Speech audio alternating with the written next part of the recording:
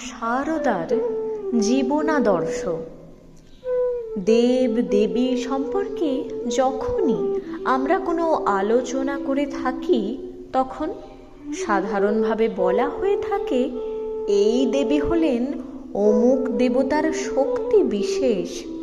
কিন্তু এর অর্থ এই নয় যে স্ত্রীরূপী শক্তি এবং পুরুষরূপী শিব দুজনের স্বরূপ ভিন্ন। তন্ত্র এবং ভাগবতে এই শক্তি এবং শক্তিমান সম্পর্কে একটি ধারণা পাওয়া যায়। অদ্বৈতবাদীরা শক্তি এবং শক্তিমান বা ব্রহ্মের মধ্যে কোনো ভেদ করেননি, কারণ তারা মনে করেন মূলত ব্রহ্ম অদ্বয় এবং সেই কারণে সমস্ত রকম ভেদই তারা অগ্রাহ্য করেছেন। কিন্তু বেদান্তেও শক্তির উল্লেখ আছে। সেখানে তাকে বলা হয়েছে মায়া। মায়াকে মূলাবিদ্যাও বলা হয়। এই মায়া এমনই একটি শক্তি যা ব্রহ্মের স্বরূপকে আবৃত করে অধ্যাস বা আরোপের দ্বারা জগৎ সৃষ্টি করে, যে জগৎ বাস্তবে মিথ্যা। বেদ বলছেন পরমেশ্বর মায়া বশত বহু রূপে অনুভূত হন। ভাগবত এবং তন্ত্রে বলা হয়েছে যে শক্তি বলে পরমেশ্বর জগতে সৃষ্টি স্থিতি প্রলয় ঘটাচ্ছেন, তা আসলে ভগবতী শক্তি।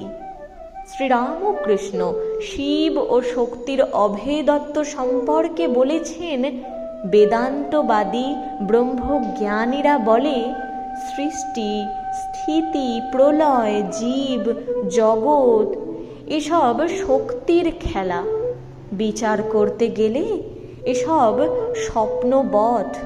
ব্রহ্মাই বস্তু আর সব অবস্তু। শক্তিও স্বপ্নবৎ অবস্তু। কিন্তু হাজার বিচার করো, শক্তির এলাকা ছাড়িয়ে যাওয়ার জো নেই।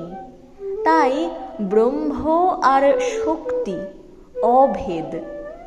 এককে মানলেই আরও একটিকে মানতে হয়, যেমন অগ্নি আর তার দাহিকা শক্তি। শ্রীমা শারদা দেবী এবং শ্রীরামকৃষ্ণ দুটি আলাদা সত্তা নন, বরং তারা এক এবং অভিন্ন। ভাবাবিষ্ট অবস্থায় সীতাকে দর্শন করে ঠাকুরের অনুভব হয়েছিল সীতা যেন রামময় জীবিতা, অর্থাৎ রাম চিন্তা করে উন্মাদিনী। তিনি বলছেন, আমি সীতা মূর্তি দর্শন করেছিলাম, দেখলাম সব মনটা রামেতেই রয়েছে। হাত পা বসন ভূষণ কিছুতেই দৃষ্টি নেই, যেন জীবনটা রামময়। রাম না থাকলে, রামকে না পেলে প্রাণে বাঁচবে না।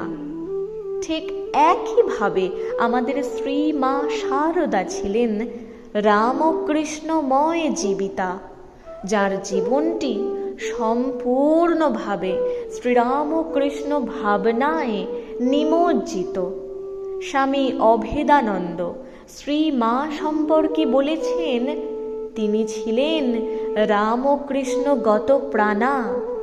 রামকৃষ্ণ নাম শ্রবণ প্রিয়া এবং শ্রীরামকৃষ্ণ ভাব রঞ্জিত কায়া।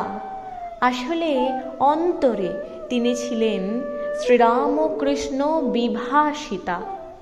সরলতার সঙ্গে গভীর আধ্যাত্মিক জ্ঞানের সহাবস্থান শ্রীমায়ের জীবনের এক অন্যতম বিশেষত্ব।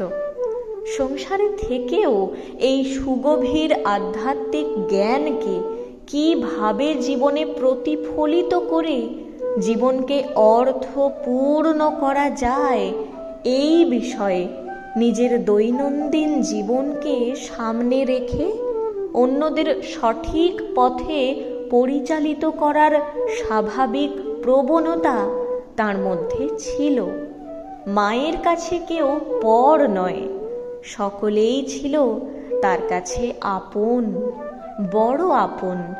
সে তারা যেমনই হোক না কেন, কাউকে ভালোবাসতে গিয়ে তিনি কখনো তার গুণগান বিচার করেননি। তথ্য সংগৃহীত। এই তথ্য পেলাম সরস্বতী ভৌমিক মহাশয়ার থেকে।